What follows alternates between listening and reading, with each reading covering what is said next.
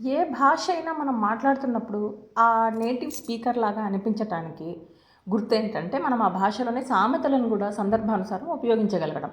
అలాగే ఇంగ్లీష్లో కూడా మనం సామెతలు అంటే ఇడియమ్స్ని నేర్చుకొని ఉంటే మనకు ఆ భాష మీద పట్టున్నట్టుగా ఎదుటివారికి అర్థమవుతుంది. ఉదాహరణకు ఇక్కడ కొన్ని ఇడియమ్స్. అవుట్ అండ్ అవుట్ అంటే పూర్తిగా అని అర్థం. దీన్ని చాలా వరకు ఎక్కువ శాతం నెగటివ్ మీనింగ్లోనే ఉపయోగిస్తూ ఉంటారు. అవుట్ అండ్ అవుట్ లై అని, అవుట్ అండ్ అవుట్ ఫెయిల్యూర్ అని ఇలా. He's an out and out liar అంటే అతడు పూర్తిగా అబద్ధాల కోరు అని అర్థం. అలాగే ఇన్స్ అండ్ అవుట్స్ అంటే క్షుణ్ణంగా విషయం తెలిసి ఉండడం.